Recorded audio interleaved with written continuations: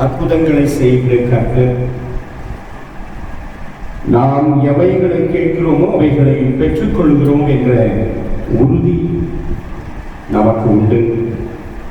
ஆகவே நாம் நம்மை தாழ்த்துவோம், ஆண்டவரை நோக்கி பார்க்கிறோம். பள்ளங்கள் எல்லாம் நிரம்பிட வேண்டும், மலைகள் குன்றுகள் தகர்ந்திட வேண்டும், கோடலானவை நேராகணும், கரடானவை சமமாகணும். பள்ளங்கள் எல்லாம் நிரம்பிட வேண்டும், மலைகள் குன்றுகள் தகர்ந்திட வேண்டும், கோடலானவை நேராகணும், கரடானவை சமமாகணும். ராஜா வருகிறார், ஆயத்தமாவோம். ராஜா வருகிறார், ஆயத்தமாவோம். இயேசு வருகிறார், எதிர்கொண்டு செல்லுவோம். இயேசு வருகிறார், எதிர்கொண்டு செல்லுவோம். பள்ளங்கள் எல்லாம் நிரம்பிட வேண்டும், மலைகள் குன்றுகள் தகர்ந்திட வேண்டும், கோணலானவை நேராகணும், கரடானவை சமமாகணும். நல்ல கனிக்குடா மரங்கள் எல்லாம் வெட்டுண்டு அக்கினியில் போடப்படும். நல்ல கனிக்குடா மரங்கள் எல்லாம் வெட்டுண்டு அக்கினியில் போடப்படும். ராஜா வருகிறார், ஆயத்தமாவோம். ராஜா வருகிறார், ஆயத்தமாவோம். இயேசு வருகிறார், எதிர்கொண்டு செல்லுவோம். பள்ளங்கள் எல்லாம் நிரம்பிட வேண்டும், மலைகள் குன்றுகள் தகர்ந்திட வேண்டும், கோணலானவை நேராகணும், கரடானவை சமமாகணும். ஸ்தோத்திரம் ஆண்டவரே, நன்றியோடு துதிக்கிறோம், ஸ்தோத்திரிக்கிறோம். ஆவியானவர் பொறுப்பெடுத்து நடத்துவீராக. உம்முடைய கரத்திலே எங்களை ஒப்புக் கொடுக்கிறோம். ஆண்டவர் பெரிய காரியங்களை செய்யும்படியாக, ஆண்டவரே எங்களுக்கு உம்மை வெளிப்படுத்தும்படியாக, உம்முடைய நல் வார்த்தைகளை ஆண்டவரே எங்களுக்கு தந்திடும்படியாக நாங்கள் உம்மிடத்தில் மன்றாடுகிறோம். ஆவியானவர் பொறுப்பெடுத்து நடத்தும், அடியனை மறைத்தருளும். நீங்க வெளிப்படுங்க, நீங்க பேசுங்க. உம்முடைய சத்தம் மாத்திரம் கேட்கப்படட்டும் கர்த்தாவே. இயேசு கிறிஸ்துவின் மூலம் ஜெபம் எடுக்கிறோம் எங்கள் ஜீவன் உள்ள நல்ல பிதாவே, ஆமென். கிறிஸ்துவுக்குள் அன்பான தேவ ஜனமே, உங்கள் யாவரையும் ஆண்டவராக இயேசு கிறிஸ்துவின் இனிதான வல்லமையான பெரிதான நாமத்தினாலே நாங்கள் வாழ்த்துகிறோம். தேவன் உங்களை ஆசீர்வதித்து காப்பாராக.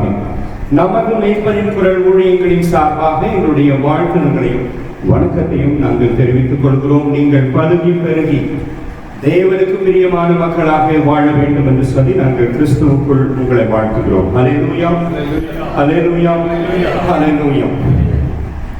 எனக்கு அருமையான தேவ ஜனமே, இந்த நாளிலே நாம் மீண்டுமாக ஆண்டவருடைய பாதத்தில் கூடி வந்திருக்கிறோம். ஆண்டவரை மகிமைப்படுத்தும்படியாக, ஆசீர்வாதங்களை பெற்றுக்கொள்ளும்படியாக நாம் இந்த கூடுகையில கூடி வந்திருக்கிறோம். தேவன் நம்மை ஆசீர்வதித்து காப்பாராக. ஆமென். இன்றைக்கு ஒரு விசேஷமான வார்த்தையை நாம் வாசிக்க கேட்கலாம். ஏசாயா தீர்க்கதரிசன புஸ்தகம் 51வது அதிகாரம் 2வது வசனம்.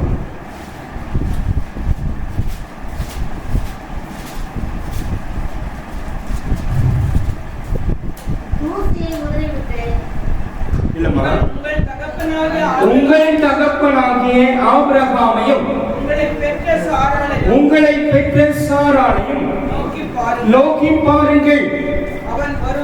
அவன் ஒருவனாய் இருக்கையில் நான் அவனை அழைத்து அவனை ஆசீர்வதித்து அவனை பெருக பண்ணினேன். அல்லேலூயா, அல்லேலூயா, அல்லேலூயா. எனக்கு அருமையான தேவஜனமே, இந்த வார்த்தை ரொம்ப தெளிவாக நமக்கு வெளிப்படுகிறது. ஆண்டவர் சொல்லுகிறார், நீங்கள் ஆபிரகாமையும் சாராளையும் நோக்கி பாருங்கள். அவன் ஒருவனாயிருக்கையில் நான் அவர்களை அழைத்தேன், அவர்களை ஆசீர்வதித்தேன், அவர்களை பெருக பண்ணினேன் என்று சொல்கிறார். இந்த ஆசீர்வாதம் மிக விசேஷமான ஆசீர்வாதம். இன்றைக்கு இதில் எந்த காலத்துல நாம் இருக்கிறோம்? ஆண்டவருடைய பாடுகளின் காலம். இந்த பாடுகளின் காலத்துல நாம் ஆண்டவரை நெருங்கி ஜீவிக்க வேண்டும், ஆண்டவரை அண்டி ஜீவிக்கிற மக்களாக நாம் மாற வேண்டும் என்று நாம் யாவரும் அறிந்திருக்கிறோம். ஆனால் நம்முடைய சூழ்நிலைகள் அப்படியாக நம்மை இருக்க விட மாட்டேங்கிறது என்பதை நாம் அறிந்திருக்கிறோம். எனக்கு அருமையானவர்களே, ஆண்டவராக இயேசு கிறிஸ்துவை அன்றைக்கு பரிசேயர்களும் வேத பாரகர்களும் கொலை செய்தார்கள். ஏன் கொலை செய்தார்கள்?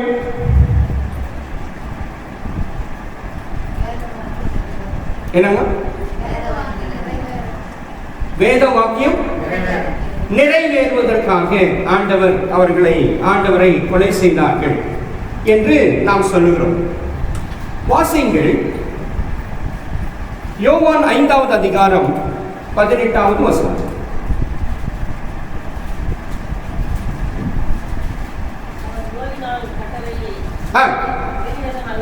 மீறினதும் அல்லாமல் தேவனை தம்முடைய சொந்த பிதா என்று சொல்லி தம்மை தேவனுக்கு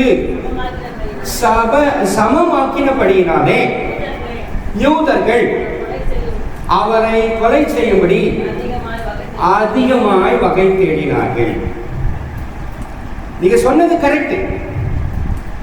அதாவது வேத வாக்கியம் நிறைவேற வேண்டும் என்பது உண்மைதான். ஆனால் வேதம் நமக்கு சொல்லுகிற காரணம் இது. ஆண்டவரை கொலை செய்வதற்கு 2 முக்கியமான காரணங்கள் சொல்லப்படுகிறது. ஒன்று, அவர் ஓய்வு நாளை அவர் மீறினார். ஆண்டவர் மீறுவாரா? நான் உங்களை கேட்கிறேன், ஆண்டவர் ஓய்வு நாளை மீறுவாரா? அப்ப அவங்க காரணம் சொல்றாங்களே. சரி, இப்ப நான் ஒரு முக்கியமான காரியத்துக்காக தான் இதை நான் சொல்ல விரும்புகிறேன். நீங்க வேதத்துல எல்லா புதிய ஏற்பாட்டை வாசிக்கும் பொழுது, குறிப்பாக சுவிசேஷ பகுதியை வாசிக்கும் பொழுது, ஆண்டவர் அற்புதம் செய்கிறார், சுகமளிக்கிறார், விடுதலை கொடுக்கிறார். அது எப்பொழுது நடக்கிறது என்றால் எல்லாமே ஓய்வு நாள்ல நடக்கிறது. நீங்க வேதத்துல ஆழமாக வாசிக்குமானால் அந்த காரியத்தை நீங்க பார்க்கலாம். இப்ப குறிப்பாக ஒரு காரியத்தை பார்க்கலாம். யோவான் 9வது அதிகாரம்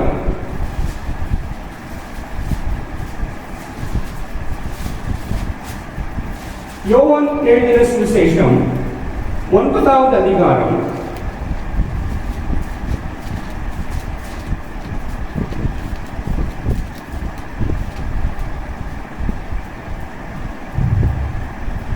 4வது வசனம், 6-7 வசனங்கள். இவைகளை சொல்லி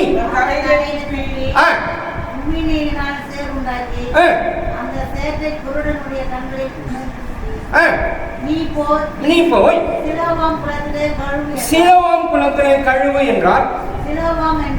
சிலோவாம் என்பதற்கு அனுப்பப்பட்டவன் என்று அர்த்தமாம். அப்படியே அவன் போய் கழுவி பார்வை அடைந்தவனாய் திரும்பி வந்தான். ஆமா, 14வது வசனத்தை வாசிங்க. என்னம்மா? 14 அதுதான் 14 தானே. இயேசு சேர் உண்டாக்கி அவன் கண்களை திறந்த நாள் ஓய்வு நாளா இருந்தது. ஆமா, அது என்ன நாள்? ஓய்வு நாள். ஓய்வு நாள். நீங்க வேதத்துல எல்லா அற்புதமும் ஓய்வு நாள் நடந்திருக்கிறது. நன்றாக கவனிக்கணும். இதுல ஒரு மிக உண்மையை நம்ம குறிப்பாக நாம் உணர்ந்து கொள்ள முடியும். அதாவது எல்லா அற்புதங்களும், அநேகமாக எல்லா அற்புதங்களும் ஓய்வு நாளில் அவர் செய்திருக்கிறார். அப்படியானால் அன்றைய காலகட்டத்தில் மக்கள் 6 நாளும் வேலை செய்வார்கள். 7வது நாள் ஓய்வு நாளுக்கென்று ஓய்வு நாளை ஆசரிப்பதற்காக ஆலயங்களை நோக்கி வருவார்கள்.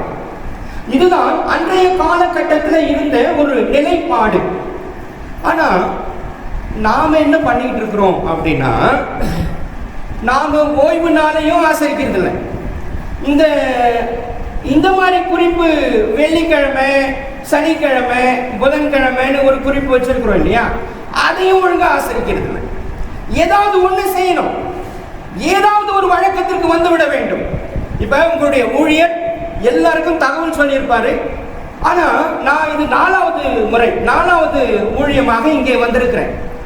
4வது ஊழியத்துல நான் முதல் வாரம் வந்தப்ப பார்த்தவங்களை நான் பார்க்கல. ஒரு சிலர் மட்டும், ஒரு 2 பேர் 3 பேர் மட்டும் தான் இருக்கிறாங்க. மீதி எல்லாம் எல்லாரும் புது ஆட்கள். அப்புறம் 2வது முறை வந்தப்போ ஒரு குறிப்பு, ஒரு சிலர் மட்டும் பார்த்தேன், மீதி யாரையும் பார்க்கல, எல்லாம் புதியவர்கள். 3வது முறை வந்தப்போ அவங்க யாரும் இந்த வாரம் வரல. அப்ப நாம என்ன செய்து கொண்டிருக்கிறோம்? இதை நாம் கவனிக்க வேண்டும். ஏன்னா ஆண்டவரை ஆராதிப்பது என்பது மிக விசேஷம். இப்ப நாம் வாசிக்க கேட்ட அந்த பகுதி ஏசாயா தீர்க்கதரிசன புஸ்தகம் 51:2, அதை நீங்க பார்ப்பீர்களானால் மீண்டும் ஒரு முறை வாசிங்க.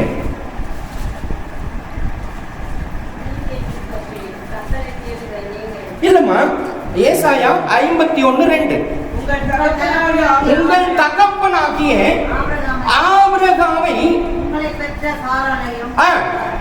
நோக்கி பாருங்கள் என்று சொல்லுகிறார். அப்ப நாம நோக்கி பார்த்தா ஆபிரகாமை பத்தி உங்களுக்கு என்ன தெரியும்? உங்களுக்கு தெரிஞ்சதை சொல்லுங்க. உங்களுக்கு என்ன தெரியும்? குழந்தை இல்லாம இருந்தார். கரெக்டா? ரைட், வெரி குட், நல்ல பாயிண்ட். அடுத்தது, அவர் பெரிய படிப்பாளி கிடையாது. எந்த யூனிவர்சிட்டியில போய் படிச்சிருக்கிறார்? அவர் எத்தனை டிகிரி வாங்கியிருக்கிறார்? இல்ல, அது இல்ல. கரெக்டா? குழந்தை இல்ல, டிகிரி வாங்கல. எந்த கம்பெனியில வேலை செஞ்சார்? கொஞ்சம் சிந்திச்சு பார்க்கணும், யோசிச்சு பார்க்கணும். அதான் சொல்றாரு, நீங்க அவர்களை நோக்கி பார்க்க வேண்டும். அப்ப எந்த கம்பெனிலையும் வேலை செய்யல, எந்த படிப்பும் படிக்கல, இன்னொன்று குழந்தையே இல்லை. இப்படி ஏராளமான இல்லாமைகளை அவர் நிரம்ப பெற்று இருக்கும் பொழுது ஆண்டவர் அவரை ஆசீர்வதித்தார் என்று சொல்லுகிறார்.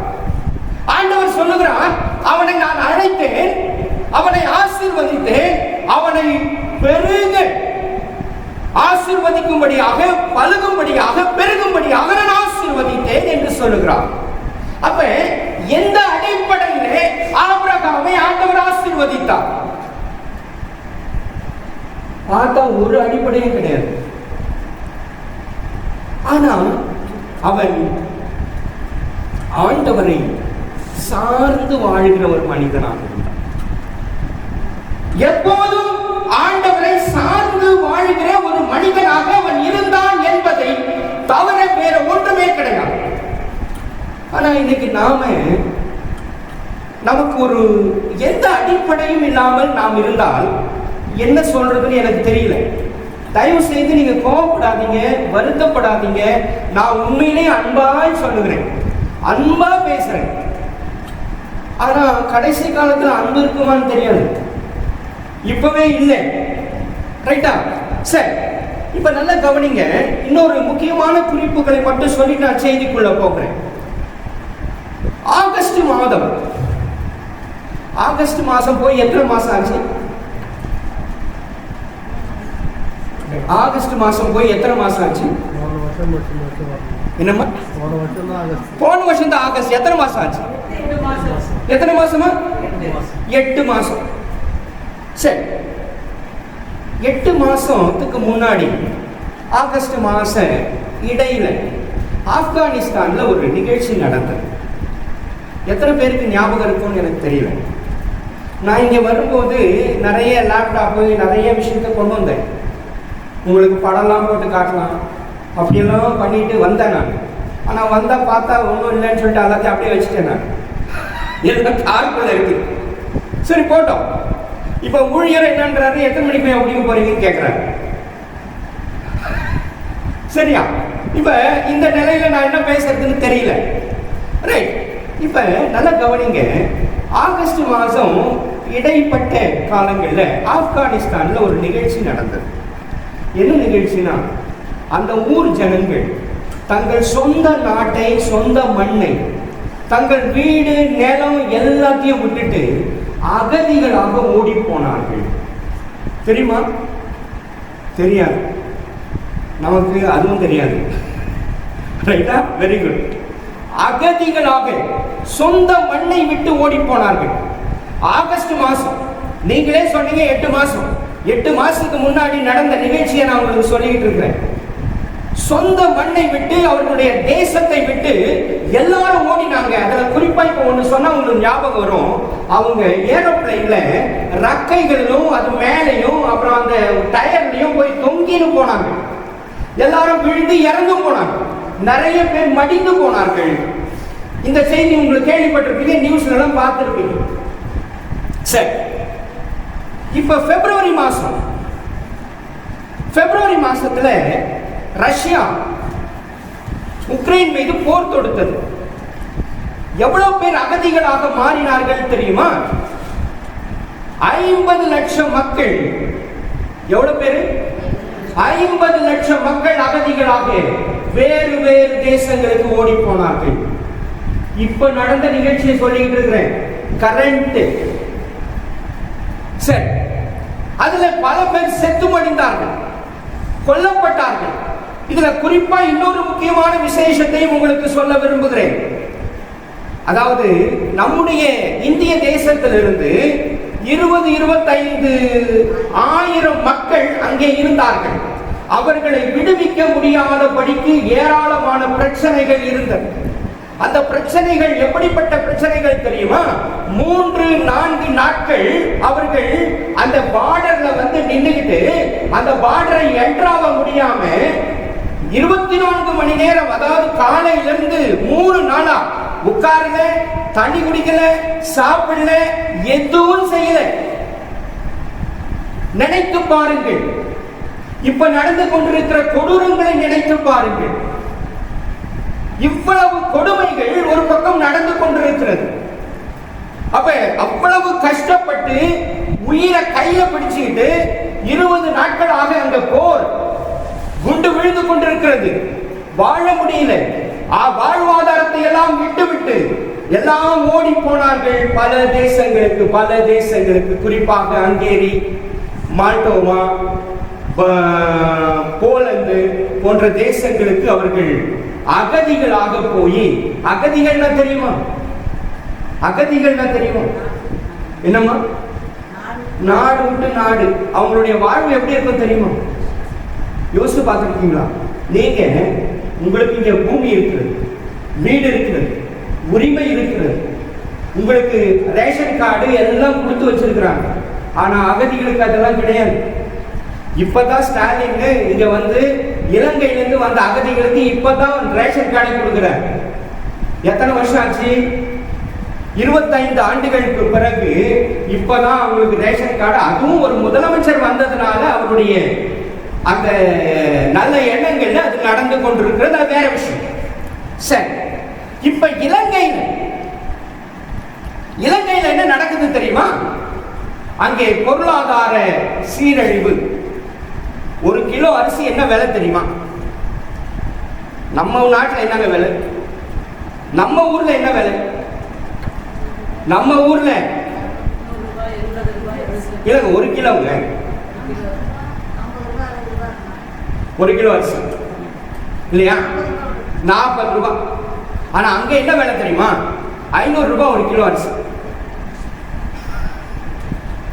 500 ரூபாய். இப்ப பெட்ரோல் 400 ரூபாய்.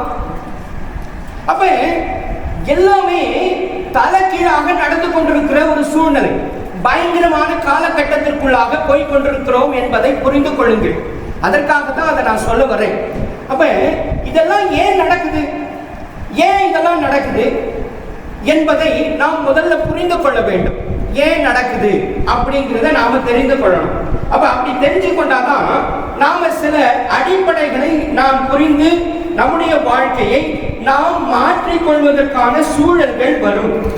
ஆனால் நாம் அதையெல்லாம் தவிர்த்து கொண்டு நாம் வாழ்வோமானால் நம்முடைய நிலையும் இது போன்ற ஒரு பரிதாப நிலைக்கு தள்ளப்படும் என்பதில் சந்தேகம் இல்லை. வாசிங்கள் லூக்கா 13:5.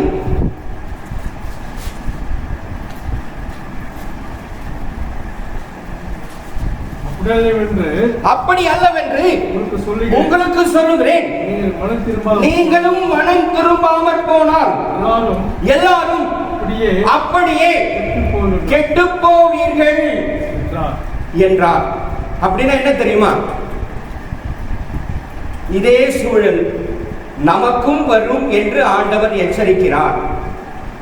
அப்ப வேதம் ஒன்றை சொல்லிக் கொண்டிருக்கிறது, நாம் ஒன்றை செய்து கொண்டிருக்கிறோம்.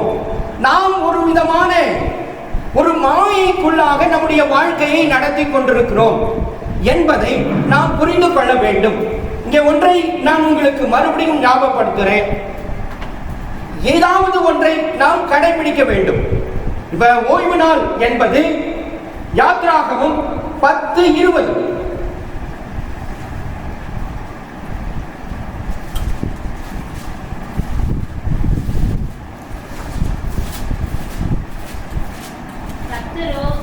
இல்லம்மா, யாத்ராகமம் 20:10. சாரி, 20:10.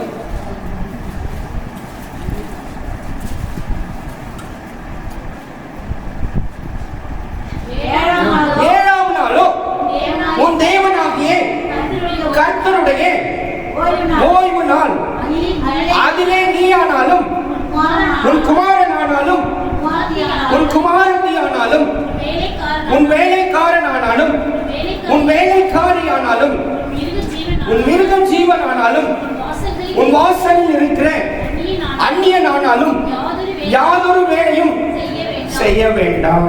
என்ன செய்யணும்? 8வது வசனம். ஓய்வு நாளை பரிசுத்தமாய் ஆசரிக்க நினைப்பாயாக.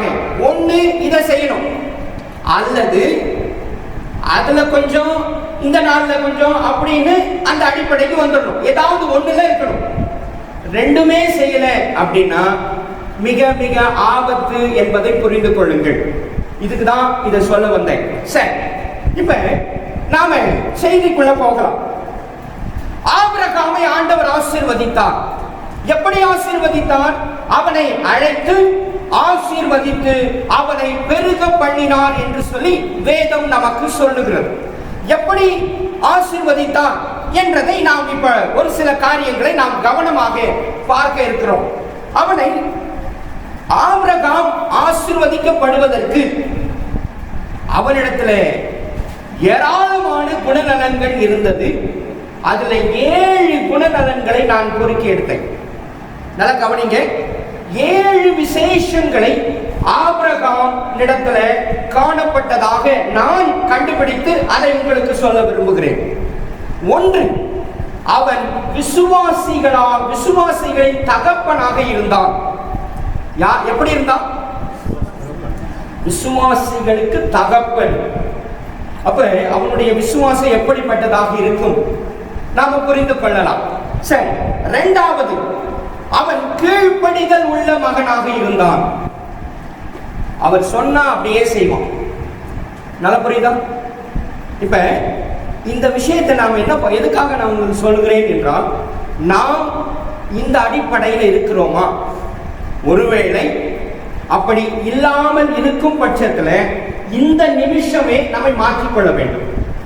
இந்த அடிப்படைகளுக்குள் வந்துவிட வேண்டும். இதுதான் ஆண்டவர் நம்மை ஆசீர்வதிப்பதற்கான அடையாளங்களாக கீ என்று சாவின்னு சொல்லுவாங்க தெரியுமா, ஒரு கூட்டு சாவி அப்படின்னு. அந்த மாதிரி இது ஒரு கீ பாயிண்ட்ஸ் அப்படின்னு சொல்லலாம். ரொம்ப விசேஷமான கீ பாயிண்ட்ஸ்.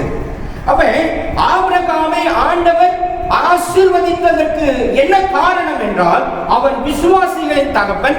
இரண்டாவது அவரிடத்தில் கீழ்ப்படிதல் இருந்தது. மூன்றாவது விட்டு கொடுத்தல் இருந்தது. என்ன இருந்தது? விட்டு கொடுக்கிறது. எப்படி விட்டு கொடுக்கிறது? என்ன சொல்லுங்கம்மா? ரைட், வெரி குட், நல்லா புரியுது உங்களுக்கு. ரைட், வெரி குட், விட்டு கொடுத்தல். அப்புறம் அவனுக்கு இன்னும் விசேஷமாக அவனிடத்துல காணப்பட்ட இன்னொரு மிக அழகான குணநலன் என்னன்னா, அவன் ஆண்டவரிடத்துல மன்றாடுகிற ஒரு பண்பு அவனிடத்துல இருந்தது. அதுவும் எப்படிப்பட்ட மன்றாட்டு என்றால், நீதிமான்களுக்காக மன்றாடுகிற ஒரு பண்பாடு. நீதிமான்களை காக்க வேண்டும், அது அவனுக்கு சம்பந்தமே இல்லாதது. ஆனால் அதற்காக அவன் மன்றாடுகிற ஒரு தன்மை உள்ளவனாக அவன் இருந்தான் என்று சொல்லப்பட்டிருக்கிறது. இப்ப அடுத்தது ஜெபிக்கிற தன்மை. ஒரு ஆபத்து என்றால் ஆண்டவரிடத்தில் ஆண்டவரை தான் முழுமையாக பற்றி கொள்ளுகிற ஒரு தன்மை அவரிடத்தில் இருந்தது என்பதை நாம் பார்க்கலாம்.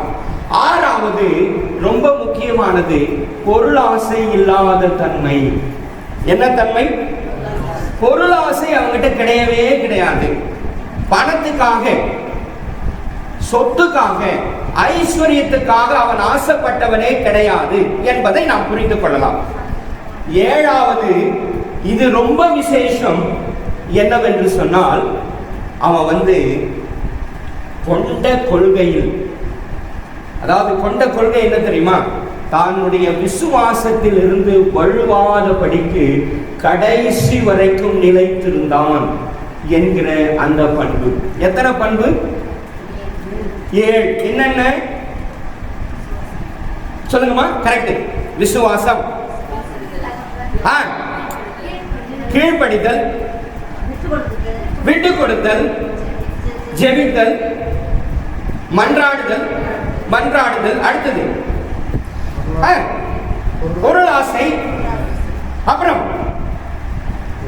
முன்மாதிரியான அல்லது கொண்ட கொள்கையிலே அவன் உறுதியாக கடைசி வரைக்கும், எந்த சூழ்நிலை வந்தாலும், எந்த நிலை வந்தாலும் அதிலிருந்து வழுவாதபடிக்கு அவன் உறுதியாக இருந்தான் என்ற இந்த 7 பண்புகள் தான் ஆண்டவர் அவனை அழைத்து, ஆண்டவர் அவனை ஆசீர்வதித்து அவனை பெருக பண்ணினார் என்பதற்கான அடையாளங்களாக வேதத்தில் காணப்படுகிற பண்புகள்.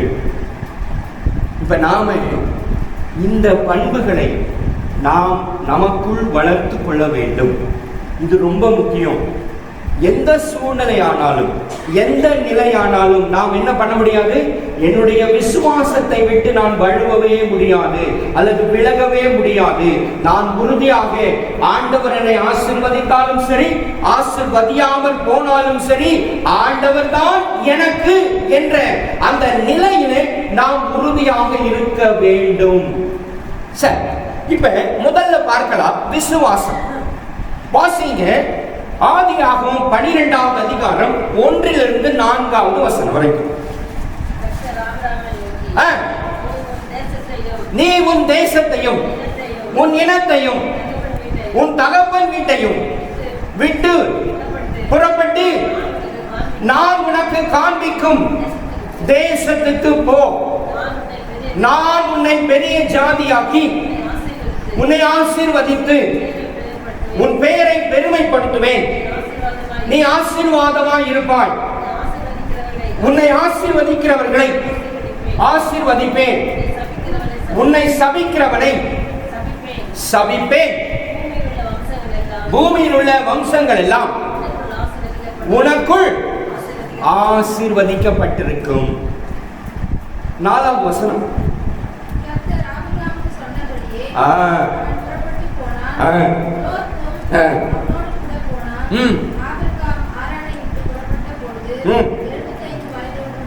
ஆமா, இப்ப நல்லா யோசிங்க.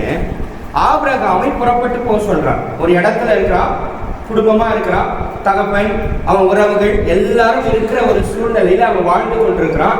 ஆண்டவர் இப்ப அவனை அழைக்கிறான், நீ உன் தேசத்தை எல்லாத்தையும் விட்டுட்டு, உன் தகப்பன் வீட்டை, உன் தேசத்தை, உன் இனத்தை எல்லாவற்றையும் விட்டு விட்டு நீ புறப்பட்டு போ என்று ஆண்டவர் சொல்லுகிறார். இப்ப நம்ம பார்த்து ஆண்டவர் சொன்னா நாம் என்ன செய்வோம்? போக மாட்டோம்.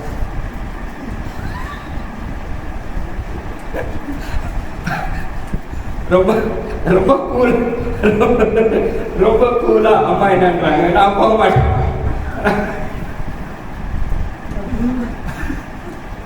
ஆனா 4வது வசனம் என்ன சொல்லுது அப்படின்னா, வாசிங்க. கர்த்தர் ஆபிரகாமுக்கு சொன்னபடியே அவன் புறப்பட்டு போனான், லோத்தும் அவனோடு கூட போனான் என்று சொல்லப்பட்டிருக்கிறது. அப்ப போகும்போது என்ன வயசுன்னு சொல்றாரு? 75 வயசு. அம்மா உங்களுக்கு என்னம்மா வயசு? 75 ஆயிடுச்சா? இன்னும் ஆகல. 75 ஆகாத போதே நான் போக மாட்டேன்றீங்க. ஆபிரகாமுக்கு 75 வயசுல அவன் புறப்பட்டு போனான். தள்ளாத வயசுல அவன் புறப்பட்டு போறான். அப்ப ஆசீர்வாதம் என்பது சாதாரணமானது அல்ல. இப்ப அன்னைக்கு புறப்பட்டவன் ஆண்டவர் அவனை ஆசீர்வதித்தார் என்பதற்கு என்ன அடையாளம் தெரியுமா? இன்னைக்கும் அவனுடைய ஜனம் இஸ்ரவேலில் இருக்கிறது. இஸ்ரவேலர்கள் என்றால் அது ஆபிரகாமின் சந்ததி என்று சொல்லி நாம் புரிந்து கொள்ள வேண்டும். அவ்வளவு பெரிய ஆசீர்வாதத்தை இன்னைக்கும் அவங்க உலகத்துக்கே அச்சுறுத்தலாக இருக்கிறார்கள். நான் உங்களுக்கு ஒரு விஷயத்தை சொல்ல மறந்துட்டேன். அதாவது இந்த உக்ரைன் தேசத்துல அந்த அதிபதி என்பவன் யார் தெரியுமா? அவன் ஒரு யூதன். அப்ப அவன் அதிபதியாக இருக்கிறான்னா அப்ப அந்த தேசமும் யாருடைய தேசம்? யாருடைய தேசம்? உக்ரைன். உக்ரைனுக்கு அதிபதி யார் தெரியுமா? செலன்ஸ்கி என்று சொல்லப்படுகிறதான அந்த அதிபர் ஒரு யூதன், யூத பரம்பரையில் வந்தவர். அப்ப அந்த தேசம் இன்னைக்கு இவ்வளவு பெரிய சின்னாபின்னமாக மாறிக்கொண்டிருக்கிறதே என்ன காரணம்? நாம என்னைக்காவது யோசித்தது உண்டா? இன்னும் சொல்ல போனா அங்கிருந்து வந்தவர்கள், அங்கே இருக்கிற தூதர் எல்லாரும் என்ன தெரியுமா சொல்றாங்க? நைட்டு படுத்து எல்லாரும் தூங்கிட்டு காலையில 6 மணிக்கு எழுந்து பார்த்தா குண்டு மழை பொழிகிறது. யாருக்கும் தெரியாது. அங்க ஒரு போர் நடக்கும், ஒரு போர் சூழல் வரும் என்பது ஒருவருக்கும் தெரியாது. ஆனால் அங்கே திடீர்னு பார்க்கிறாங்க, அங்கே போர் சூழல். அதனாலதான் இவ்வளவு கன்ஃபியூஷன் நடந்தது. ரைட்டுங்களா? முன்னாடியே அது தெரிஞ்சிருந்தா அவங்கவுங்க வெளியே கிளப்புறவங்க எல்லாம் கிளம்பி வந்திருப்பாங்க, யாருக்கும் தெரியாது என்பதுதான் நிதர்சனமான உண்மை. சரியா? இப்ப இன்னொரு முக்கியமான விசேஷத்தை நீங்க புரிந்து கொள்ள வேண்டும். அதாவது இந்த செலன்ஸ்கி என்கிற அந்த அதிபர் அந்த நாட்டுக்கு அதிபராக எப்படி வந்தார் என்பதை நாம் புரிந்து கொள்ள வேண்டும். எப்படி வந்தாரு அப்படின்னா, அவர் ஒரு வாக்குறுதிகள் கொடுத்து மக்களுக்கு, நீங்க இதெல்லாம் உங்களுக்கு நான் இதெல்லாம் செய்வேன், எனக்கு வாக்கு போடுங்கன்னு சொல்லிட்டு வாக்கு வாங்கிட்டு வந்தார். ஓட்டு. ரைட்டா? அப்ப நாமெல்லாம் எப்படி ஓட்டு போட்டோம்? காசு கொடுத்து இல்லையா? போன மாதிரி சொல்லிட்டு கேட்டோம். சரி, காசு கொடுத்து நம்ம ஓட்டு போட்டோம். இப்ப இவங்கெல்லாம் என்ன பண்ணாங்க தெரியுங்களா? இவங்களும் அதே தான். இவங்க என்ன பண்றாங்க, அந்த தேசத்து மக்களுக்கு அவன் ஒரு அறிவிப்பு கொடுக்கிறான். விபச்சாரத்தை நான் சட்டப்பூர்வமா மாத்திடுவேன் நான் வந்தா. ரைட்டா? அப்புறம் சூதாட்டம் இருக்கு இல்லையா, சூதாட்டத்தையும் சட்டப்பூர்வமா ஆக்கிடுவேன்.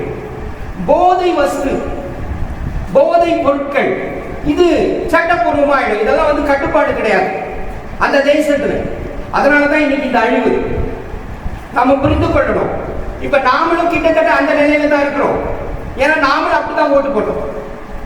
ரைட்டுங்களா? அதை நீங்க மனசுல வச்சுக்கணும். சரி, இப்ப இந்த நிலையிலே தான் இந்த சூழல்கள் எல்லாம் நடந்து கொண்டிருக்கிறது. எதுவும் சாதாரணமா நடக்கல, எதுவும் லேசா நடக்கல. ஆப்கானிஸ்தானும் அதே நிலையில் தான் இருந்தது. அங்கே கஞ்சா செடி சர்வசாதாரணமா விவசாயம் பண்ற மாதிரி விவசாயம் பண்ணுவாங்க அந்த நாட்டில். அப்ப இந்த சூழல்களை புரிந்து கொள்ளுங்கள். அப்ப நாம் ஆண்டவரை விட்டு வழி விலகி விலகி போகும் பொழுது ஆபத்து நம்மை கிட்டே சேரும் என்பதை நீங்கள் மறந்துவிடக் கூடாது. அதற்காக தான் நாம் இந்த சூழ்நிலைகளிலே, இந்த நிலையிலும் ஆண்டவருடைய சமூகத்திலே வாருங்கள் வாருங்கள் வாருங்கள் என்று அழைத்துக் கொண்டிருக்கிறோம். இப்ப இங்க ஒரு மிஷனரி அழகான வசனங்களை எல்லாம் சொன்னார். அவர் சொன்னாரு, ஆண்டவரை நம்புகிறவன் என்ன பண்ண மாட்டான். என்ன வசனத்தை வாசிங்க? மறந்துட்டீங்க. மிஷனரி சொன்னாரு, அந்த மிஷனரி வசனம் சொன்னாரா? என்ன வசனம் சொன்னாரு பத்தியா?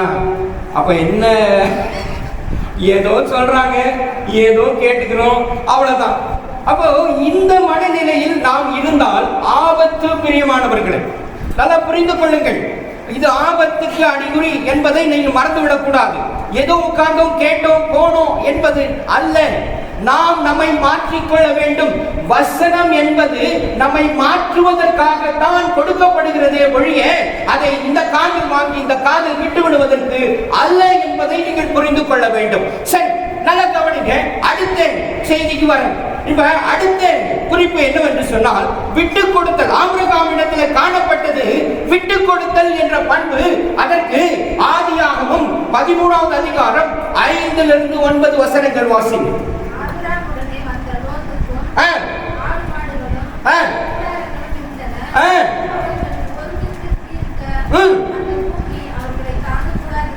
தாங்கக்கூடாததா இருந்தது. அவனுடைய ஆஸ்தி மிகுதியா இருந்தபடியினாலே அவர்கள் ஒருமித்து வாசமாயிருக்க கூடாதபடி போயிற்று. ஓகே,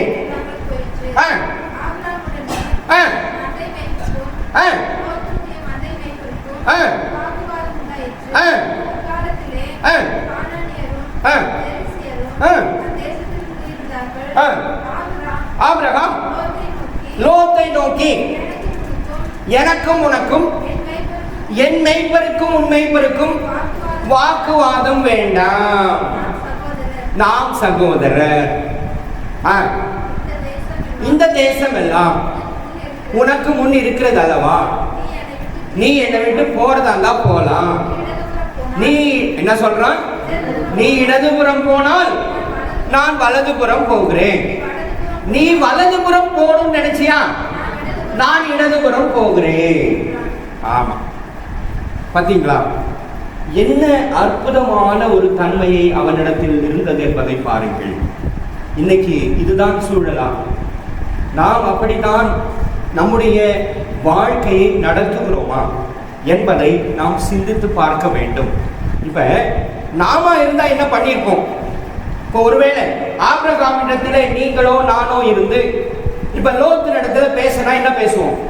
யதார்த்தத்தை சொல்லுங்க பார்க்கலாம். யதார்த்தமா சொல்லுங்கம்மா, நீங்க தான் கரெக்டா சொல்லுவீங்க. சொல்லுங்கம்மா, சொல்லுங்க சொல்லுங்க. எப்படிமா? Very good, correct. வேற அடுத்தது அவங்க கரெக்டா சொன்னாங்க. நாம தான் சூஸ் பண்ணுவோம் இல்லையாமா? நாம தான் சூஸ் பண்ணுவோம். ரைட். அடுத்தது சீக்கிரமா. நீ எந்த பக்கம் போறியோ அந்த பக்கம் நான் வருவேன் அப்படின்னு. ரைட். இப்ப இதுதான் சூழல். ஆனால் ஆபிரகாம் பாருங்க, சாய்ஸே அவங்ககிட்ட கொடுக்குறான், எதிராளிக்கு சாய்ஸை கொடுக்குறான். நீ அவன் முதல்ல சொல்றது என்ன தெரியுமா? நீ இடதுபுறம் போனா நான் என்ன பண்ணுவேன்? வலதுபுறம் போவேன். அல்லது நீ வலதுபுறம் போக வேண்டும் என்று நினைத்தால் நான் இடதுபுறம் போறேன். அதாவது இது ஆப்போசிட். இப்ப நன்மைக்கு ஆப்போசிட் என்ன? தீமை. அப்படிதான் இது சொல்லப்பட்டிருக்கிறது. அதாவது நீ இடதுபுறம் போனால் நான் வலதுபுறம் போறேன், நீ தீமையில போனால் நான் நன்மைக்கு போறேன். அல்லது நீ நன்மைக்கு போக வேண்டும் என்றால் நான் என்ன பண்ணுவேன்? தீமைக்கு போறேன். தயார், எனக்கு ஒன்றும் பிரச்சனை இல்லை. எதுவா இருந்தாலும் எனக்கு சரி, ரெண்டுமே சரிதான். தீமையா இருந்தாலும் சரி, நன்மையாக ஆனாலும் சரி, அது இரண்டுமே எனக்கு ஒரே நிலையை தான் எனக்கு கொடுக்கும். ஏன்? ஆண்டவர் என்னோடு கூட இருக்கிறார். ஆண்டவரை நான் சொந்த இரட்சகராக ஏற்றுக்கொண்டிருக்கிறேன். நான் ஆண்டவரை விசுவாசிக்கிறேன். ஆண்டவர் எனக்கு நிச்சயமாக கெடுதல் செய்யவே மாட்டார். அவர் எல்லாவற்றையும் நன்மையிலே முடிப்பார் என்ற அற்புதமான அந்த உண்மையை அவன் வெளிப்படுத்துகிறான். ஹல்லேலூயா, ஹல்லேலூயா. அப்ப எவ்வளவு உன்னதமான பண்பு இருக்கிறது என்பதை பாருங்கள். நாம் இதை நீங்க சிரிங்க, ஆனால் கூடவே சிந்தியுங்கள் பிரியமானவர்களே. நாம் நம்முடைய வாழ்வு எப்படி இருக்கிறது? ஒருவேளை உங்க வீட்டுல, உங்க உறவுகளை, உங்க பக்கத்து வீட்டுல உங்களுடைய உறவு எப்படி இருக்கிறது என்பதை நீங்க இதன் மூலமாக புரிந்து கொள்ள வேண்டும், வெளிப்படுத்த வேண்டும்.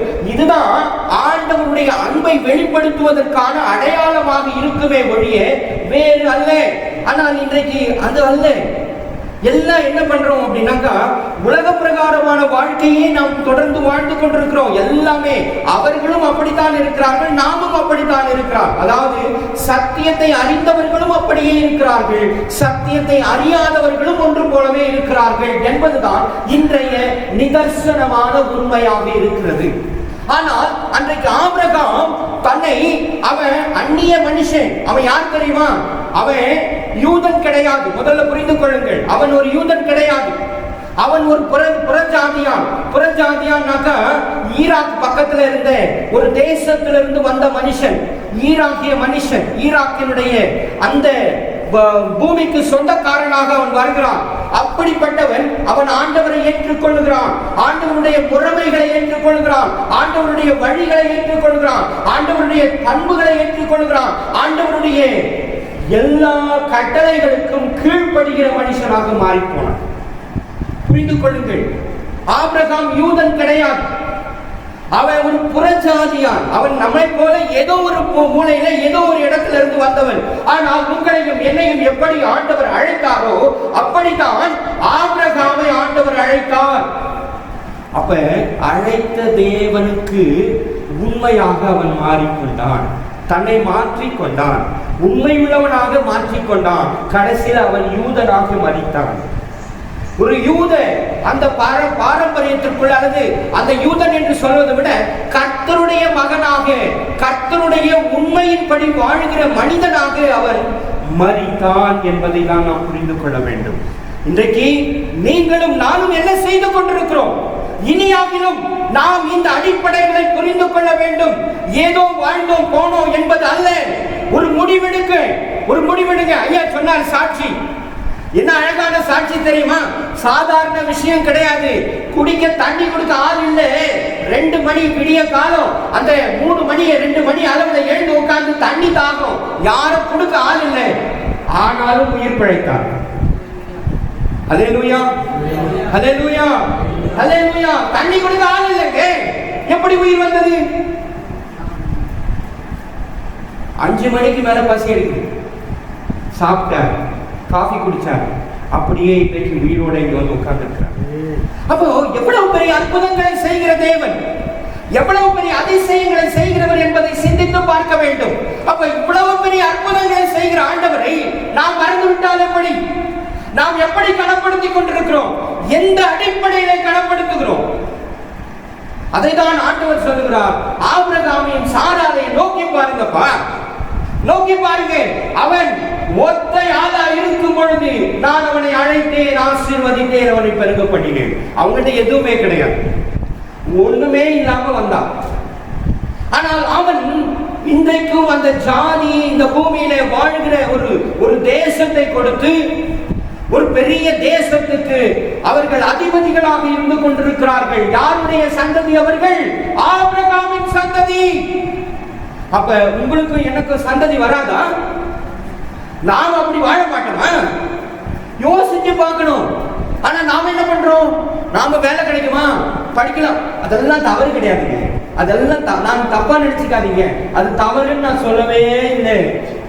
முதலாவது தேவனுடைய ராஜ்யத்தையும் அவருடைய நீதியும் தேட வேண்டும் என்று எதற்காக சொல்லப்பட்டிருக்கிறது, ஏன் சொல்லப்பட்டது என்பதை புரிய வேண்டும். அது வசனமாகவே இருந்தால் பிரயோஜனம் இல்லை. அது என்னுடைய வாழ்வாக மாற வேண்டும், என்னுடைய வாழ்க்கையாக மாற வேண்டும். அப்படி மாறினால்தான் அதனுடைய அற்புதங்கள் அதன் மூலமாக நடைபெறும் என்பதில் சந்தேகமில்லை. சரி, இப்ப அடுத்த விஷயத்துக்கு வரலாம். அவன் பொருளாசை இன்மையின் படி வாழ்ந்தான், அல்லது பொருளாசை இல்லாதவனாக அவன் வாழ்ந்தான் என்பதற்கு ஒரு சான்றை பார்க்கலாம். ஆதியாகமம் 14:21-24. ஆதியாகமம் 14:21-24.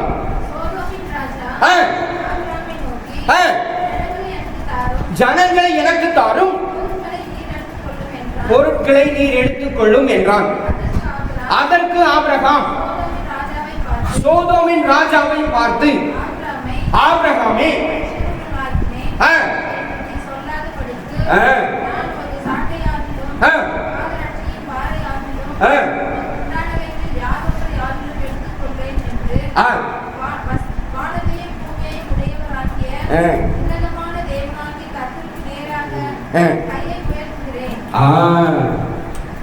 ஆனா நாம எப்படி இருக்கிறோம்?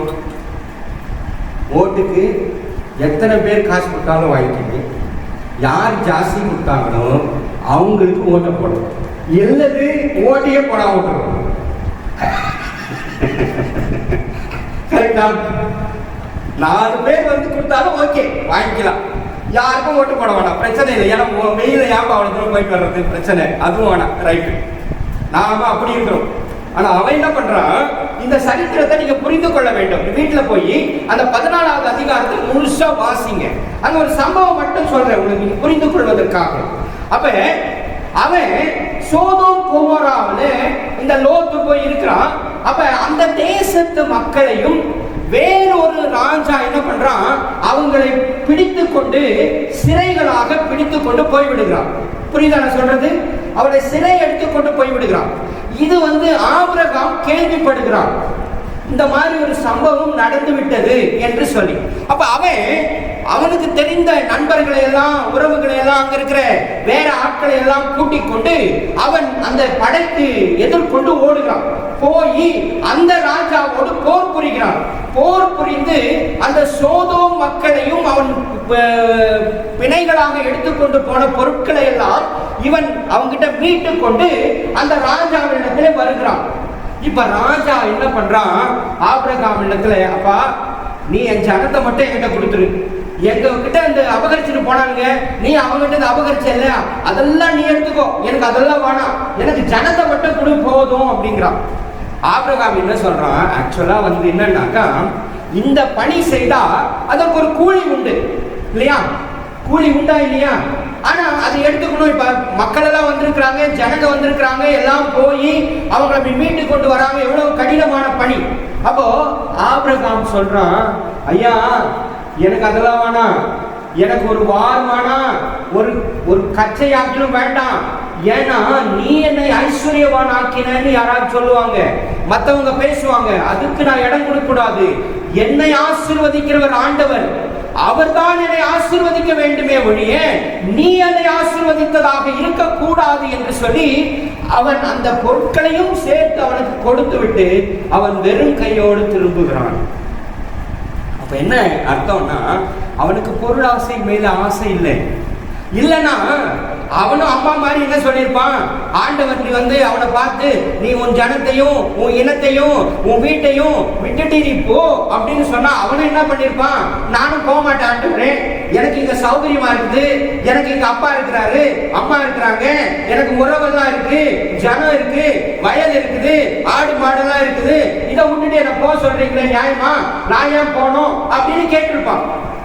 அவன் அந்த பொருளாசை இல்லாததுனாலதான் ஆண்டவர் அவனை அழைத்தார், போன்னு சொன்னார். சரிங்க அப்படின்னு எல்லாத்தையும் அவன் வசனம் என்ன தெரியுமா?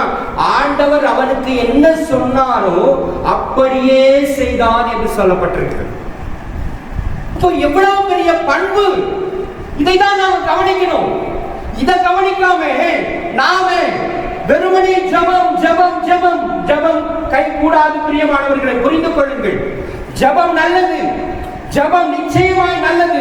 ஜபத்தினாலே நன்மைகள் நடக்கும், கண்டிப்பாக நடக்கும், அதுல ஒரு குறையும் இல்லை. ஆனால் எப்பொழுது நடக்கும் என்றால் நாம் கீழ்ப்படிதல் வேண்டும். நாம் ஆண்டவருடைய சொல்லுக்கு கட்டுப்பட்டவர்களாக அவருடைய வழியில நடக்கிறவர்களாக மாற வேண்டும். ஆனால் இங்கே ஆபிரகாமுக்கு எத்தனை குணநலன்கள் இருக்கிறது பாருங்கள். அவரிடத்தில் விசுவாசம் இருந்தது, விட்டுக் கொடுத்தல் இருந்தது, பொருளாசையின்மை அவரிடத்திலே காணப்பட்டது.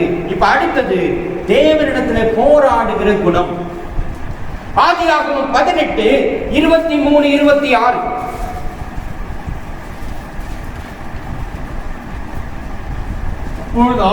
அப்பொழுது ஆபிரகாம் சேர்த்து துன்மார்க்கனோடு நீதிமானியை அழிப்பாரோ, பட்டணத்துக்குள்ளே ஒருவேளை 50 நீதிமான்கள் இருப்பார்கள், அதற்குள் இருக்கும் 50 நீதிமான் நிமித்தம் ரட்சியாமல் சனத்தை அழிப்பாரோ.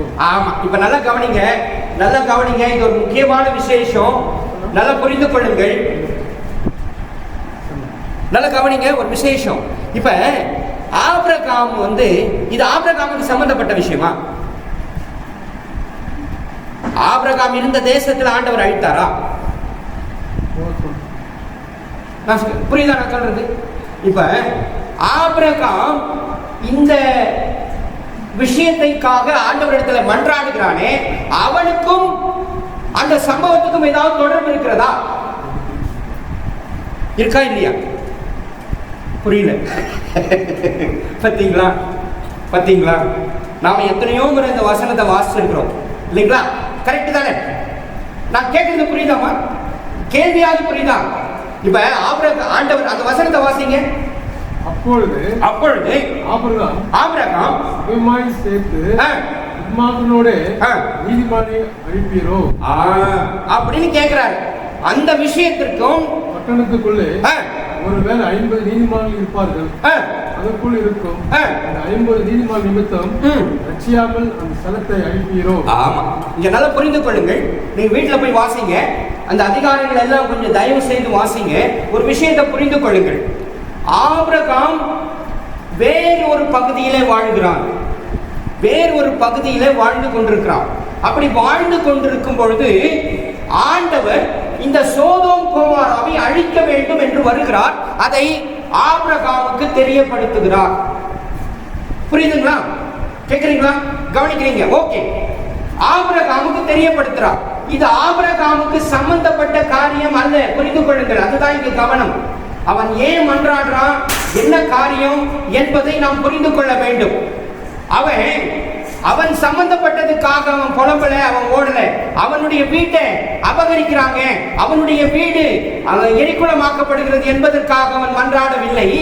அவன் இடத்துல ஆண்டவர் சொல்றாரு, நாங்க தூரத்துல இருக்கிற சோதோம் கோமராவை அழிக்க போறோம்பா அப்படின்னு சொல்றார்.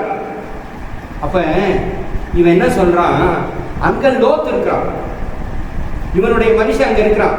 ஆனா அதுக்காக இவன் என்ன பண்றான், ஆண்டவர் இடத்துல, ஆண்டவரே துன்மார்க்கனோடு நீதிமானை அழிப்பீரோ அப்படின்னு கேட்கிறான். இவனுக்கு சம்மந்தம் இல்லாதது. அவனும் லோத்தும் அவனை விட்டு பிரிந்து போயிட்டான், அவன் எங்கேயோ போயிட்டான். ஆனா ஆண்டவரிடத்துல அந்த தேசத்திற்காக மன்றாடுகிறான். புரிந்து கொள்ளுங்கள், இது ஆபிரகாமுக்கு சம்பந்தப்பட்ட விஷயமே கிடையாது. அவன் வாழ்கிற தேசத்தை ஆண்டவர் அழிக்கவில்லை, மாறாக ஏதோ ஒரு தேசத்தை, ஒரு பட்டணத்தை அழிப்பேன் என்று சொல்லி ஆபிரகாமிடத்துல சொல்லுகிறார். உடனே கேட்கிறான், நீதிமான் துன்மார்க்கனோடு நீதிமானை அழிப்பீரோ? ஒருவேளை அங்க 50 பேர் இருந்தா, 40 பேர் இருந்தா, இப்படின்னு அவன் கேட்டுக்கொண்டே 10 பேர் வரைக்கும் வருகிறான். அப்போ அவன் மற்றவர்களுக்காக மன்றாடுகிற தன்மை உள்ளவனாக அவன் தொடர்ந்து இருந்தான் என்பதுதான் சாட்சி. அவன் அழுகிறான் என்பதற்காக அவன் மன்றாடவில்லை, மற்றவர்கள் அழுகிறார்கள் என்பதற்காக அந்த எண்ணத்தை அவன் கொண்டிருந்தான் என்பதுதான் இந்த பதத்தின் மூலமாக நாம் விளங்கிக் கொள்ள வேண்டும். சரி, அடுத்ததுக்கு வாங்க. இப்போ வேண்டுதல், மன்றாடு கண்டா ஜெபம் செய்கிற ஒரு பண்பு. ஆபிரகாமுக்கு ஜெபிக்கிற ஒரு பண்பும் இருந்தது என்கிற ஒரு தன்மையும் இருக்கிறது. வாசிங்கள் ஆதியாகமம் 20:6-7. அப்பொழுது தேவன் முத்துமிரத்தோடு இதை செய்தாய் என்று நான் அறிந்திருக்கிறேன். நீ எனக்கு விரோதமாய் பாவம் செய்யாதபடிக்கு தடுத்தேன். ஆகையால் நீ அவளை தொட நான் உனக்கு இடம் கொடுக்கவில்லை. அந்த மனுஷனுடைய மனைவியை அவனிடத்துக்கு அனுப்பிவிடு, அவன் ஒரு தீர்க்கதரிசி, பிடிக்கும்படிக்கு உனக்காக வேண்டுதல் செய்வான். இப்ப இந்த சம்பவத்தையும் நீங்க வீட்டுல போய் வாசிங்க. ஆதியாகமம் 20 அந்த 20வது அதிகாரம் முழுசும் வாசிங்கன்னா அதனுடைய சம்பவம் புரியும்.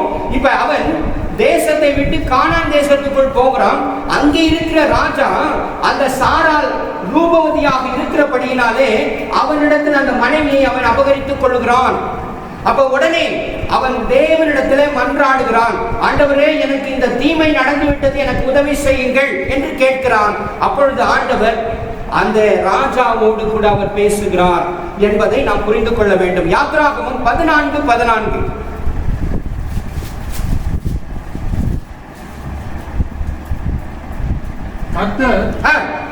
யுத்தம் பண்ணுவார். நீங்கள் சும்மா இருப்பீர்கள். என்னைக்காவது இதை பார்த்திருக்கோமா? இந்த அடிப்படையில் நம்முடைய வாழ்வு இருக்கிறதா? நாம் இந்த அடிப்படையிலே நாம் வாழ்கிறோமா? ஆண்டவர் நமக்காக யுத்தம் செய்கிறவராக இருக்கிறார் என்பதற்கு இது ஒரு சான்று. ஆபிரகாமுக்காக ஆண்டவர் யுத்தம் பண்ணினார். அந்த ராஜாவினிடத்திலே மன்றாடினார். அவன் ராஜா ஆபிரகாமுக்காக அவன் ராஜாவினிடத்திலே மன்றாடி, அவன் ஒரு தீர்க்கதரிசி, அவன் உனக்காக வேண்டுதல் செய்வான். நீ அந்த காரியத்தை செய்தால் நீ உடனடியாக அவன் மனைவியை அவனுக்கு அனுப்பிவிடு, இல்லை என்றால் நீ சாவாய் என்று ஆண்டவர் அந்த ராஜாவினிடத்தில் சொன்னதாக இங்கே பதிவு இருக்கிறது. அப்ப எவ்வளவு பெரிய உண்மைகள், எவ்வளவு பெரிய சத்தியங்கள் இன்றைக்கு நமக்கு முன்பாக புதைந்திருக்கிறது என்பதை மறந்து விடாதீர்கள். அடுத்ததாக கீழ்ப்படிதல். ஆபிரகாம் கீழ்ப்படிதல் உள்ளவனாக வாழ்ந்தான் என்பதை வேதம் நமக்கு சொல்லுகிறது. வாசியுங்கள். ஆதியாகமம் 22:10-12.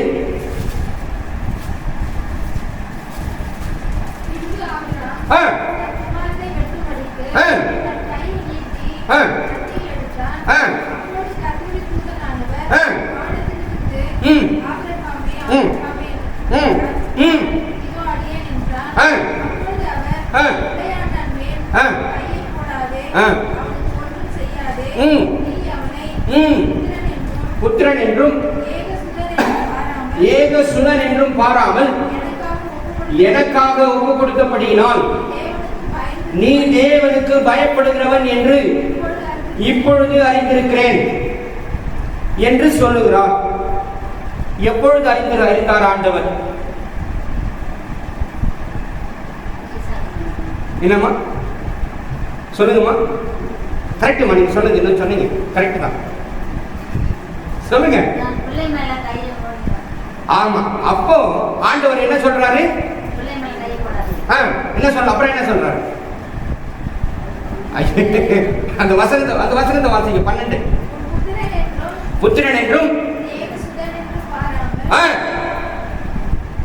வாசிங்கம்மா. அப்பொழுது அவன் பிள்ளையாட்டு மேல் கையை போடாது, அவனுக்கு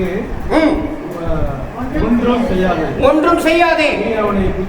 நீ அவனை புத்திரன் என்றும் ஏகசுதன் என்றும் பாராமல் எனக்காக ஒப்பு கொடுத்தபடியினால் தேவனுக்கு பயப்படுகிறவன் என்று இப்பொழுது அறிந்திருக்கிறேன். எப்பொழுது அறிந்து கொண்டார்?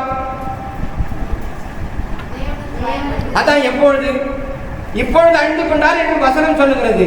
எப்பொழுது அறிந்து கொண்டார்?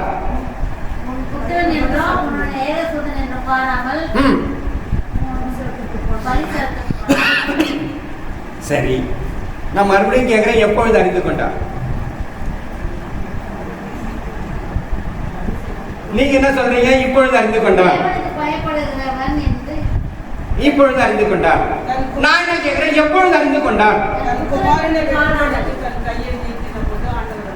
அப்பொழுது அறிந்து கொண்டார். சரிங்களாமா? கரெக்ட். சரி, நீங்க அங்கேயே தான் திரும்ப வருவீங்க அப்படின்னு நானும் விட்டுறேன். இப்ப ஒரு விஷயத்துக்கு வரலாம். 12வது அதிகாரம் ஆதியாகமம் 12:4 என்ன சொல்லுது? கர்த்தர் ஆபிரகாமுக்கு சொன்னபடியே அவன் புறப்பட்டு போனான். லோத்தும் அவனோடு கூட போனான். ஆபிரகாம் ஆரானை விட்டு புறப்பட்ட போது 75 வயசு இல்லையா? 75 வயசுல அப்போ ஆண்டவருக்கு கீழ்ப்படிந்து போனான் என்று போடப்பட்டிருக்கிறது. ஈசாக்கு எப்ப பிறந்தான்? 100 வயசு. இப்ப 75ல 100 கழிச்சா எத்தனை வருஷம்? 25 வருஷம். கரெக்டா? இப்ப 25 வயசுல அவனுக்கு குழந்தை பிறகுது. இப்ப அந்த குழந்தையை கொண்டு போய் பலி செலுத்த போறான். அப்ப அந்த குழந்தைக்கு என்ன வயசு? ஆனா அந்த வயசு போடல, தோராயமா 15 வயசுன்னு வச்சுக்கலாம். ஏன்னா அவன் கேள்வி கேட்கிறான். என்ன கேள்வி கேட்கிறான்? கட்டை இருக்குது, நெருப்பு இருக்குது, கத்தி இருக்குது, ஆணி எங்கப்பான்னு கேட்கிறான். அப்ப புத்தி தெரிஞ்ச வயசு. புத்தி தெரிஞ்ச வயசு எப்போ இருக்கும்? ஒரு 15 வயசு இருக்கும். இப்ப பிறந்த குழந்தைக்கே புத்தி தெரிஞ்சிருது. ஆனா அந்த காலத்துல அது 15 வயசு இருக்கும். அப்ப 15 25 எவ்வளாச்சு? 40 வருஷம். அப்ப 40வது வருடத்துல தான் ஆண்டவர் சொல்றாரு, இப்பொழுது நான் அறிந்திருக்கிறேன். என்ன அறிந்து கொள்றாரா? நீ எனக்கு பயப்படுகிறவன் என்று இப்பொழுது அறிந்திருக்கிறேன். எத்தனை வருஷம் அவன் ஆண்டவருக்குள்ளே வாழ்ந்தான் என்று இப்ப சொல்லுங்க பார்க்கலாம். 40 வருஷம். அப்ப 40 வருடம் அவன் உண்மையாக இருந்தான் என்பதற்கு சான்று.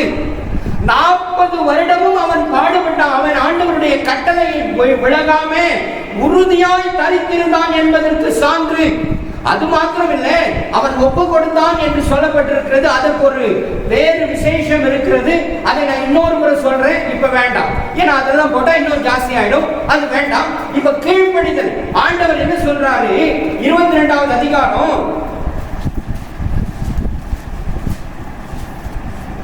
முதல் 2 வசனங்களை வாசிங்க. இந்த காரியங்கள் நடக்கும் என்று தேவன் ஆபிரகாமை சோதித்தார். அவர் அவனை நோக்கி, ஆபிரகாமே என்றார். அவன் இதோ அடியேன் என்றான். அப்பொழுது அவர் புத்திரன் என்றும் நேசசுதன் என்றும் நேசகுமாரன் ஈசாக்கை இப்போது அழைத்துக் கொண்டு மோரியா தேசத்துக்கு போய், அங்கே நான் உனக்கு குறிக்கும் மலைகள் ஒன்றின் மேல் அவனை ஆமா. இப்ப என்ன சொல்ற? இப்ப பாத்தீங்களா, அவன் தான் முத குமாரன் தானே, ஒரே குமாரன். இப்ப அந்த குமாரனை பலி கொடுக்க சொல்றாரு ஆண்டவர். என்ன ஆபிரகாம் என்ன பண்றான்? கீழ்ப்படிக்கிறான். நாமளா இருந்தா என்ன பண்ணுவோம்? எல்லாத்துக்கும் ஆஹா ஆஹான்னு சொல்லியிருந்தா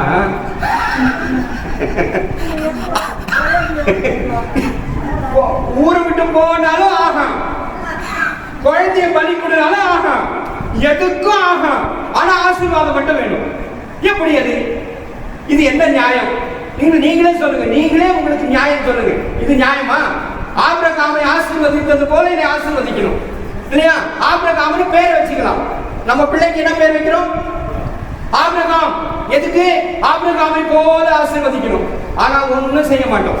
கரெக்டா? கரெக்டா இல்லையா? கரெக்ட். எப்பதான் செய்யறதா உத்தேசம்? ஏமா எப்பமா செய்ய போறது? இப்ப ஆபிரகாமை போல எதுவும் செய்ய மாட்டோம். ஆனா ஆசீர்வாதம் மட்டும் வேணும். ஆபிரகாம் பேர் மட்டும் வேணும், பைபிள் மட்டும் வேணும், ஆண்டவர் மட்டும் வேணும். ஆனா ஒன்னும் செய்ய மாட்டோம். அப்படிதான். சரி, ரைட்டு. நீங்களே பார்த்துக்கிட்டீங்க. சரி, அடுத்தது வாங்க. இப்ப அடுத்தது, அவன் ஆண்டவருடைய கட்டளைகளிலே உறுதியாக இருந்தான் என்று சொல்லப்பட்டிருக்கிறது. ஆண்டவருடைய கட்டளையிலே அவன் உறுதியாய், தான் கொண்ட கொள்கையிலே உறுதியாக இருந்தான் என்று சொல்லப்பட்டிருக்கிறது. வாசியுங்கள். ஆதியாகமம் 24:1-6.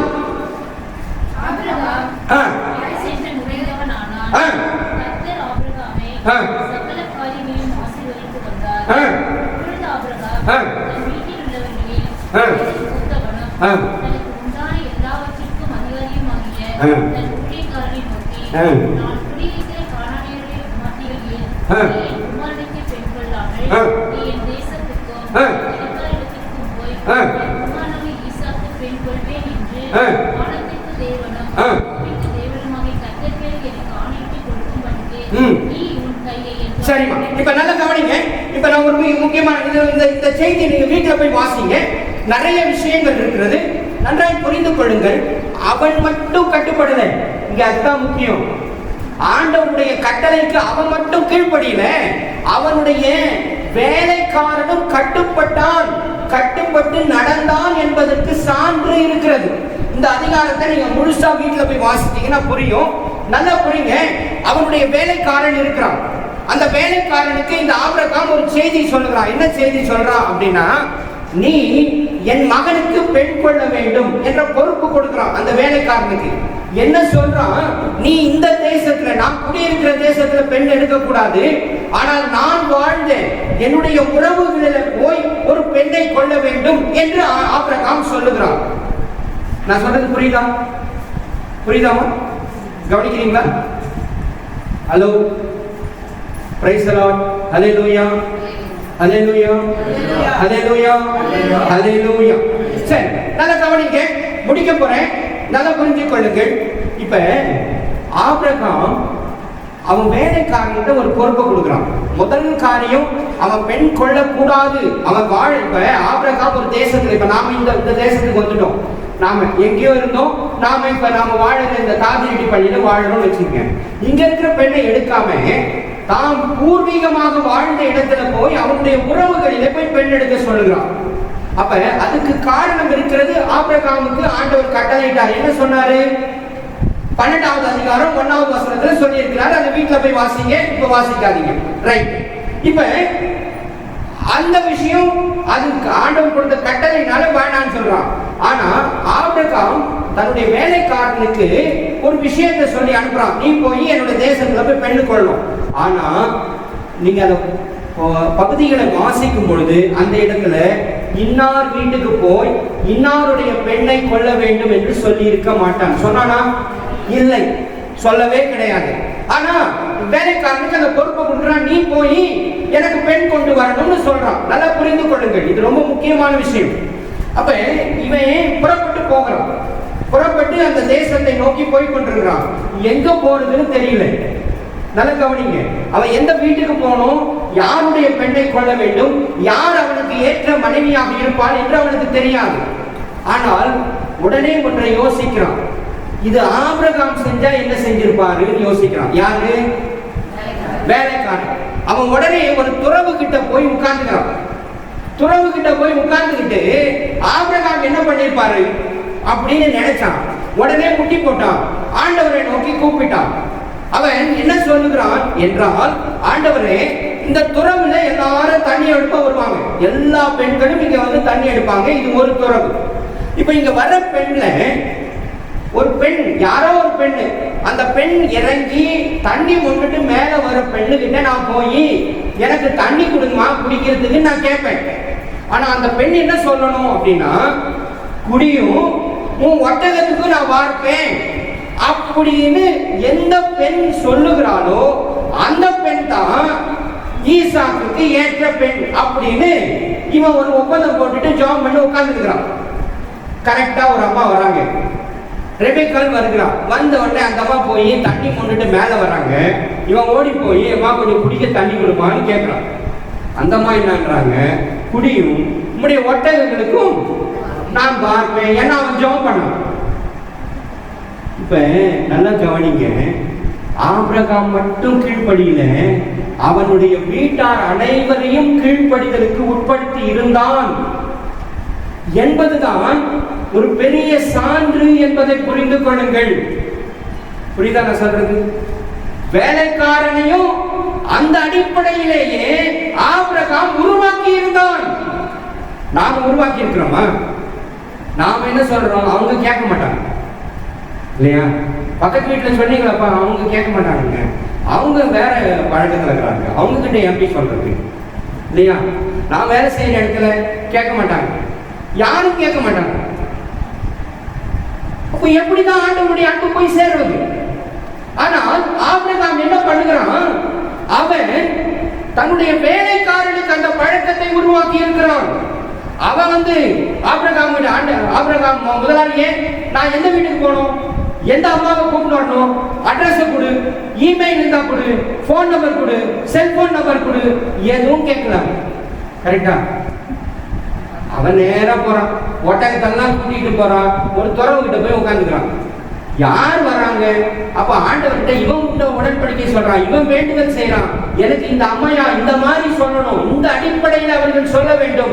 அப்படி சொன்னால் அவர்கள் தான் நீர் ஈசாக்குக்கு ஏற்படுத்தின பெண்ணாக இருப்பார் என்பதை நான் புரிந்து கொள்வேன் என்று சொல்லுகிறான்.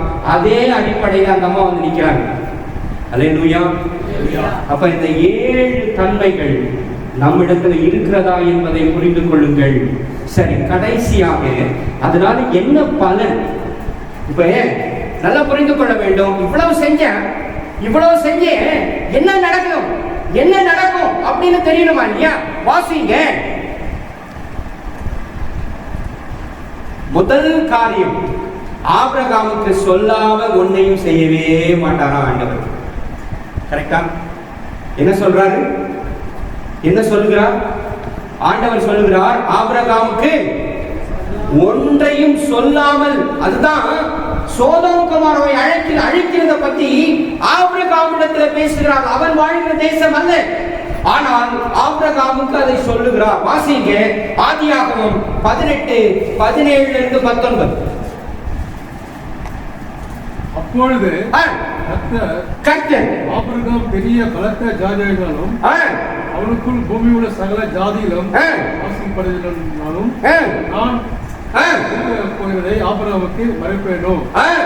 கர்த்தர் ஆபிரகாமுக்கு சொன்னதை நிறைவேற்றும்படியாய் அவன் தன் பிள்ளைகளுக்கும் தனக்கு பின்னொரு தன் வீட்டாருக்கும் நீங்கள் நீதியும் செய்து கர்த்தருடைய வழியை காத்து நடுவுங்கள். இவன் சொன்னானா இல்லையா? ஆபிரகாம் சொன்னானா இல்லையா? அவருடைய வேலைக்காரனுக்கு சொல்லி இருக்கிறான், அவருடைய குடும்பத்தின் மக்களுக்கும் சொல்லி இருக்கிறான், ஈசாக்குக்கும் சொன்னான், எல்லாருக்கும் சொன்னான். அவன் ஆண்டவருடைய கட்டளை இன்னது, இப்படிதான் நடக்கணும் என்பதை அவன் சொல்லி வளர்த்தான் என்பதற்கு சான்று இது. அப்போ ஆபிரகாமுக்கு சொல்லாம ஒன்னையும் ஆண்டவர் செய்ய மாட்டார். அப்படியாக ஆண்டவர் அவனை வைத்திருந்தார். இரண்டாவது, ஆண்டவர் ஆபிரகாமை சிநேகிதன் என்று சொன்னார். சிநேகிதன்னா என்ன தெரியுமா?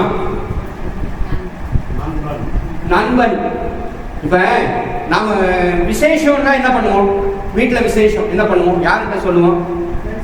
ஃப்ரெண்ட்ஸ்க்கு சொல்லுவோம்? சொந்தக்காரங்களுக்கு தான், உறவுக்காரங்களுக்கு தான் முதல்ல இல்லையா? அப்பதான் இல்லைன்னா பிரச்சனை பண்ணுவாங்க, இல்லைன்னா அது இது கரெக்டா பண்ணுவாங்க. அவங்களுக்கு தான் முதல்ல, அவங்க கிட்ட தான் பேசுவாங்க. பெண் எடுக்க போறப்பா அப்படின்னு சொல்றது யாருக்கிட்ட? உறவுக்காரங்க கிட்ட தான். ஆனா ஃப்ரெண்டு எல்லா நிலையிலும் எல்லாவற்றையும் அட்ஜஸ்ட் பண்ணி போற ஒருத்தன். கரெக்டா? ஃப்ரெண்டுனா என்ன? எல்லா ரகசியங்களும் தெரியும் அவனை பத்தி. அவனுக்காக இன்னும் விசேஷமா செய்ய மாட்டாங்க, ஆனா அவன் எல்லா ரகசியங்களையும் அறிந்தவனாக இருப்பான். அப்படித்தான் ஆபிரகாம் ஆண்டவருக்கு சிநேகிதனாக இருந்தான். ஏன்? இந்த பண்புகள் அவனிடத்தில் இருந்ததுனாலதான் ஆபிரகாமை தேவன் சிநேகிதனாக பார்த்தான். வாசிங்க யாக்கோபு 2:23.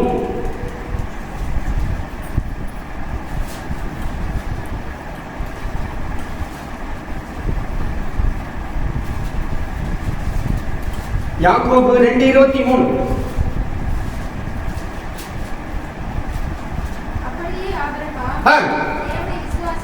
தேவனை விசுவாசித்தான், அது அவனுக்கு நீதியாக எண்ணப்பட்டது.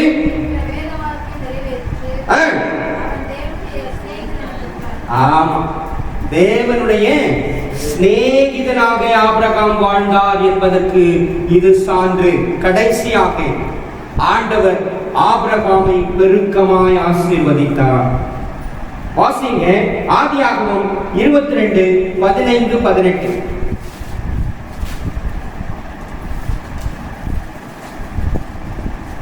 கர்த்தருடைய தூதரானவர் கர்த்தருடைய தூதரானவர் இரண்டாந்தரம் வானத்திலிருந்து ஆபிரகாமை கூப்பிட்டு, நீ உன் புத்திரன் என்றும் புத்திரன் என்றும் உன் ஏகசுதன் என்றும் பாராமல் ஒப்பு கொடுத்தபடியால் காரியத்தை செய்தபடியால் உன்னை ஆசீர்வதிக்கவே ஆசீர்வதித்து உன் சந்ததியை வானத்து நட்சத்திரங்களை போல கடற்கரை மணலை போல பெருக பண்ணுவேன் என்று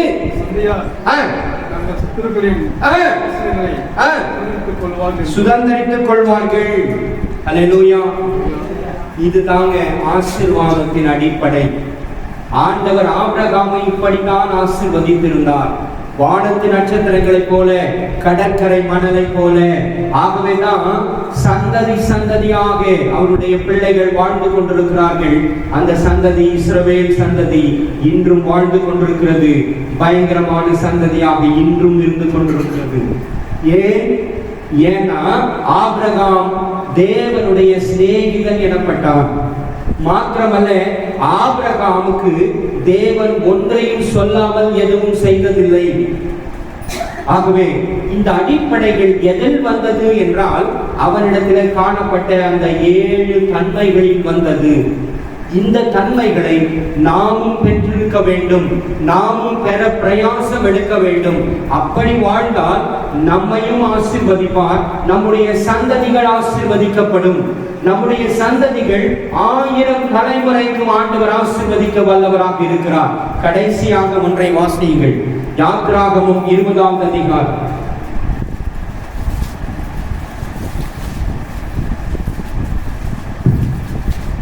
யாத்ராகமம் 20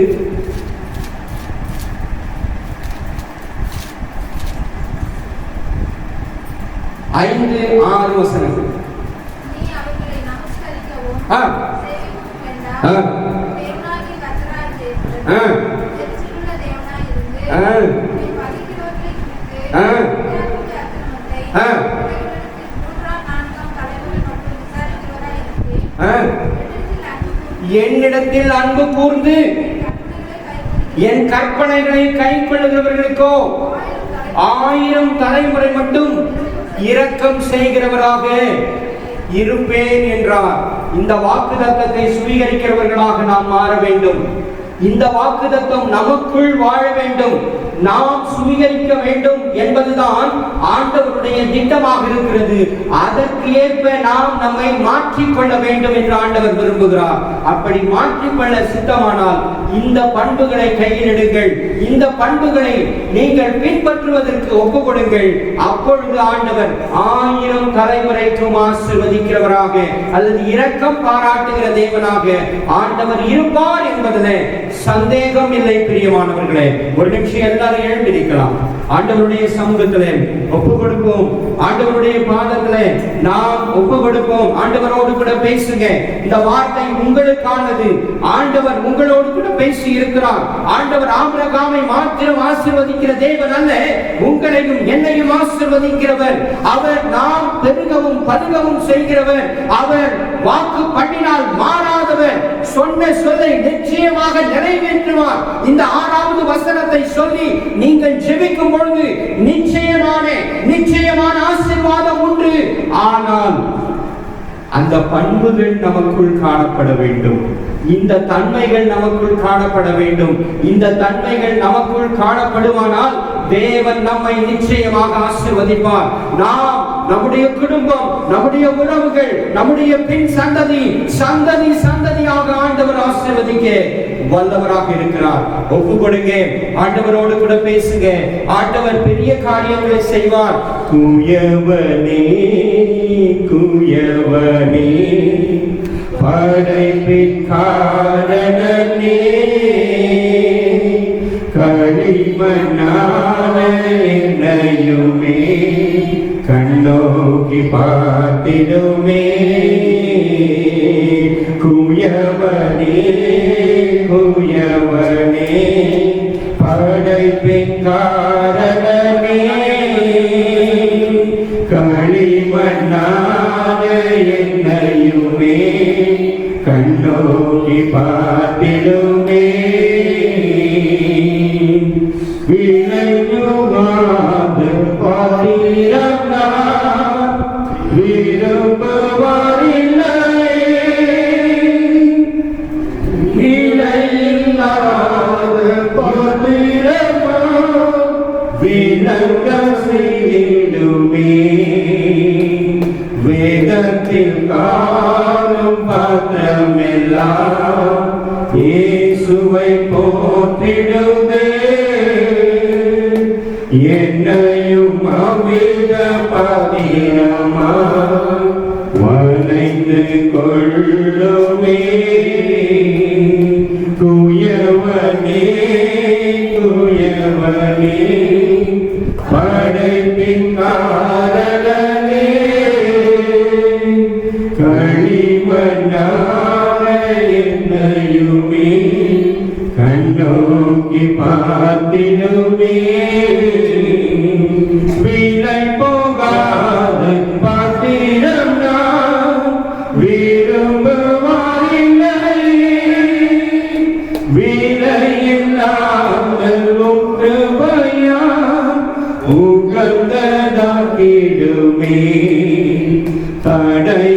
யாவும் நீக்கி என்னை தம்மை போல் மாற்றிடுமே